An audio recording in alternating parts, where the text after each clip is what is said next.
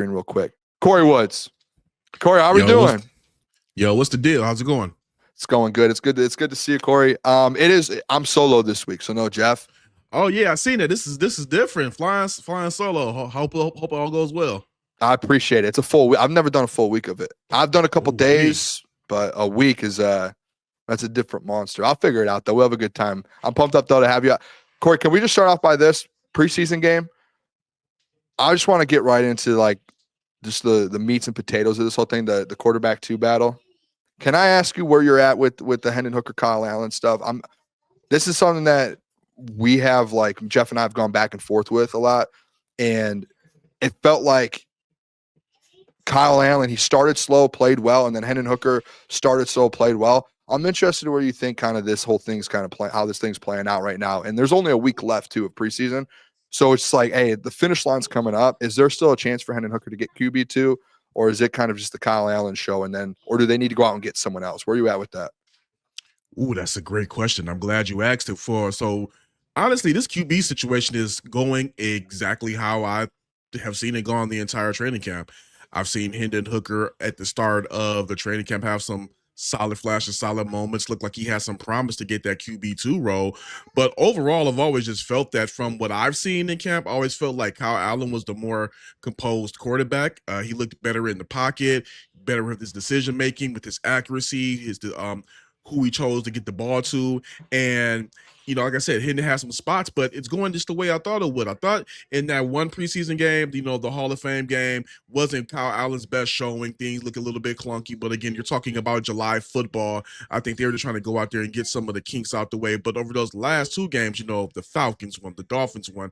I mean, it looks clear that Kyle Allen is the choice. And even Dan Campbell just came out and said it. So where I'm at with it is that Kyle Allen has to be the immediate backup to Goff right now, but at the same time, it's an interesting situation where the Lions are in because you invested so much to, get Hooker. You traded up to get the guy, and it's just not working out. So, I mean, if you put this guy on the practice squad, somebody can sign him away. If you release him, there's no guarantee he'll try to sign. So let's just say you try to release him and then sign him to the practice squad. No guarantee he'll do that. And then if you even put him on the practice squad, somebody will sign him away from you just because they can. And then on top of it, what's the trade market for him? It's not really that high. Like me and Ben Raven talked about it on the Dungeon Doom podcast. Maybe a conditional 7th round pick, maybe, but I mean, from that, would you give up any draft capital from Hooker? This is, and again, it's no disrespect against him. It's just off of what we're seeing on the field. So yeah, they're in an interesting situation.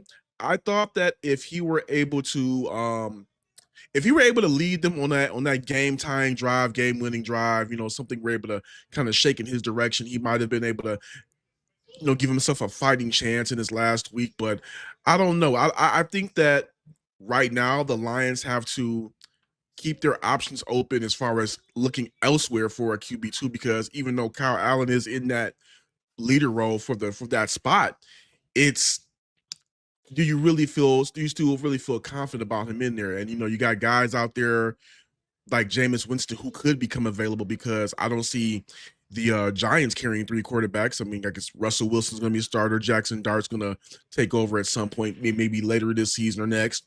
So, I mean, do you go out and go get a Jameis Winston who has a relationship with that Dan Campbell?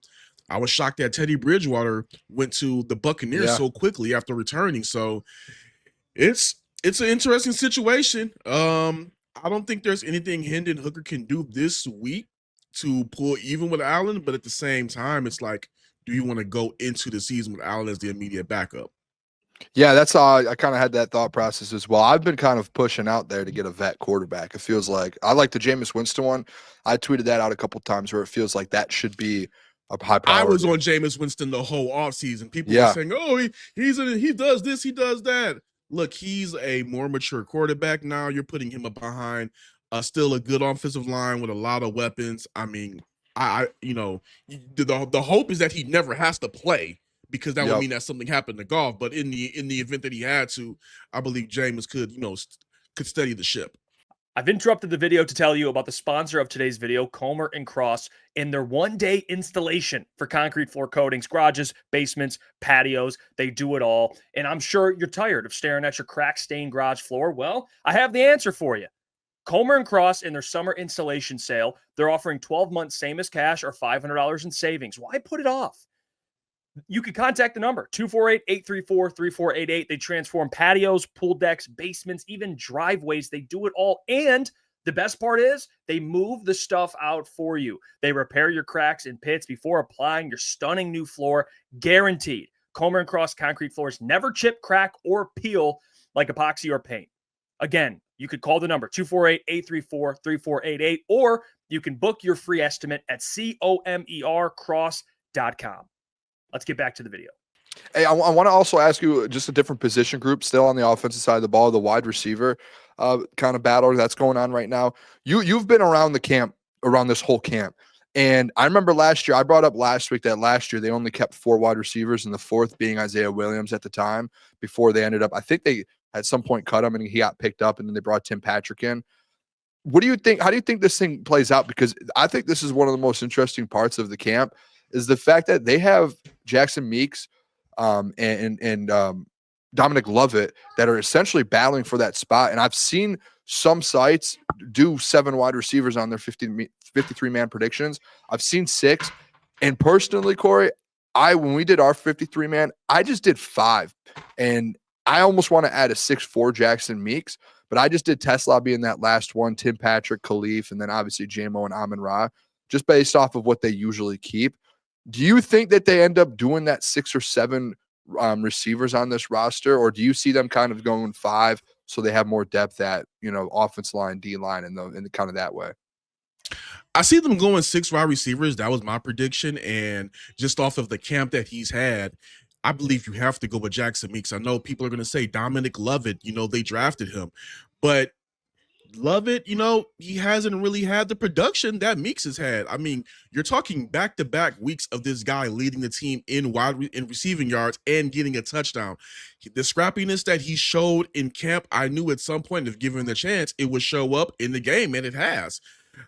I think that for this week, what I want to see is if they're going to be able to work in Dominic Lovett and get some balls thrown his way and see him on the special team to kind of give himself a chance. I mean, he did had a great play on the fumble the fumble that happened on the special team. So that was a bright spot for him. But I mean, Meeks he's wide receiver, but he has that big body like a tight end, and I just don't see how, with the production that he's had over those last 2 games, and if it shows up again this week versus the Texans, I don't see how you can put Lovett over him. I mean, the guy is just playing lights out. Yeah, and what about, Kory, this was the crazy thing I started seeing today with the wide receiver stuff. There were people on Twitter, and you of all people probably understand how crazy it gets on Twitter or X. A lot of people start questioning, like, hey, is there a chance he gets cut because he's been injured or he gets moved? But I know he was back today. I saw the post that they put out there of him making a play. Is there over 0% chance that Tim Patrick's job, just because he's a vet and a little bit older, in jeopardy with what's going on in that room? I don't think Tim Patrick's status on this team is at jeopardy at all. I believe that when they do make those decisions for a wide receiver, Tim Patrick will be there. He has not had the camp that you would have liked, and he even said that himself. But I mean, this is a veteran guy that who has showed up at moments for them last year, and I believe once he gets himself really going, that he will be a valuable piece at some point throughout the season. Hopefully this will be a really good week for him, and he has a good showing in the joint practices, and is able to kind of like get himself going ahead of week 1 versus Green Bay. But I would be really shocked to see if they got rid of Tim Patrick, because on top of everything else that he can do once he gets himself going, he's a really great locker room guy, and the team and his teammates love him. So I believe that he's a guy that they're going to keep. If he were not a part of the 53-man roster, that would be very shocking. Okay, I've had the same thought. I just kept seeing that today. I was actually shocked when I started seeing some tweets about that. I was I was taken aback a little bit. What about the Ahmed Hassanein injury came out today, the pec?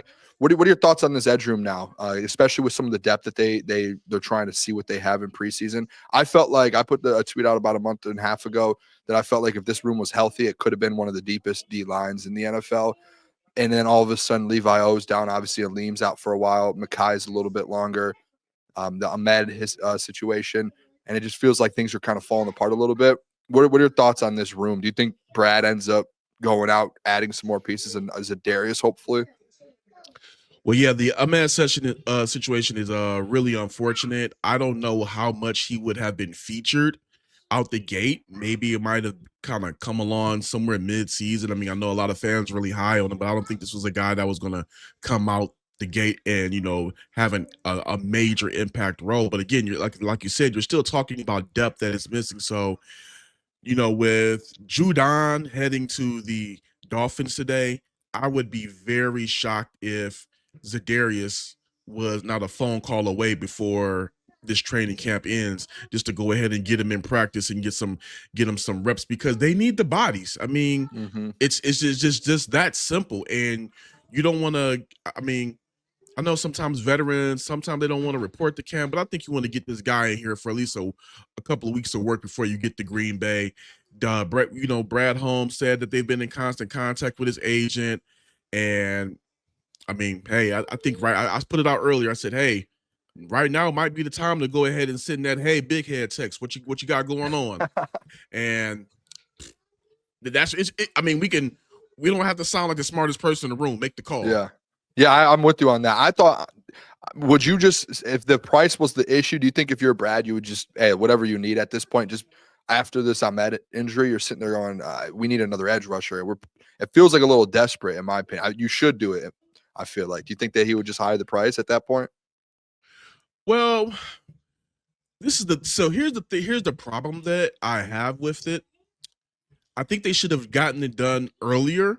If both sides wanted it, you know, if both sides wanted it, it should have gotten done earlier. But if it was more so, you know, on Za'Darius not wanting to, okay, I understand it. But right now, I mean, he has them if he wants to play the, you know, pay me more game, he really could, because whether they want to admit it or not, the Lions are in a desperate situation. Yes, they do have some guys that are, you know, having some very strong camps, you know, Nate Lynn. Those are guys that I expect to, you know, possibly, you know, make this roster. But you still need a guy like Za'Darius. I don't know if you can hear it in the background. We got company again. But yeah, you definitely need to go out and go get that guy and just kind of like get him in the room. You don't want to overpay though, because at the end of the day, like Brad said, there is still a bill due. So you don't want to do anything, you know, astronomical out of you know, anything too ridiculous. But I mean, you need the guy, go get him. It's no-brainer situation to me. Yeah, I want to ask you, just kind of finish last Saturday off. Was there anyone else that kind of stood out to you? I know there was a couple guys in the secondary that stood out. Was there any specific players that you saw in that game versus the Dolphins that you liked, kind of pushing their ticket forward to get a spot on the squad? I think Zach Cunningham already has a spot on this squad. I mean, he kind of floundered a little bit throughout the way, but I mean, you still see him play with that tenacity and his hair on fire. Again, a guy I just mentioned, Nate Lynn. I think there's a place for him on this team. Guys like Avonte Maddox. I believe that, you know, he's already solid. I want to see what's going to happen with Nick Whiteside, if he's going to be able to kind of, you know, turn things up later on this week and versus the Texans to kind of cement himself a role on this team. But, you know, those are a couple of the guys I'm looking at. Also, Grand Valley State product, Ian Kennelly. What is he going to be able to do to go ahead and, you know, really cement his spot? You know, I know Dan Jackson, you know, what we all know what's going on with him. So those are a couple of guys that I'm looking at, you know, and this is going to be a make or break week, because, you know, one joint practice, preseason game, and then it's cut day. Yeah, it's a big week. That's what I want to ask you about, because the joint practices with the Texans. I was saying earlier in the show, this feels like a step up from the Dolphins. The Dolphins aren't the best team in the NFL, but this Texans team, like especially like defensively, they have one of the best D lines, secondaries. What are you looking for the next couple of days? Does it start? By the way, does it start tomorrow or is it Wednesday, Thursday that they come in? It's Thursday. They have one. Thursday. Okay. Yeah. So what are you going to be looking for there? I'm going to be at camp there. So I'll probably see you there. What are you going to be looking for in that joint practice when it comes, not even just like the end of roster guys, but even the first team guys? Well, obviously I want to see how this offense is going to be clicking under John Morton. Like you said, they're going up against a better defense. So I want to see how that pressure is going to be, for that offensive line. It's a new unit. So I want to see how they're going to be able to stop some of those guys coming up there and protect Goff. I want to see here's really one thing that I'm looking at. I'm curious to see if Tesla is going to get any run with the first team this week. That has been a big thing because this guy is also somebody that's had a strong camp, and with Tim Patrick out, I think he's really making a push to possibly be wide receiver 3.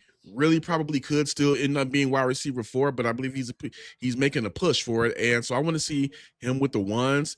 And that's kind of just really where I'm looking at, because everything else is pretty much solidified. And of course, we're going to be looking at the QB battle, the backup quarterback battle, to see, how that's going to happen. But when those first teams going out against each other, I want to see, obviously, again, like I said, how this pass protection looks. I'm already confident how that run game is going to look. And then on the defensive side of things, I want to see how that D line is going to look. Like you said, some pieces are missing.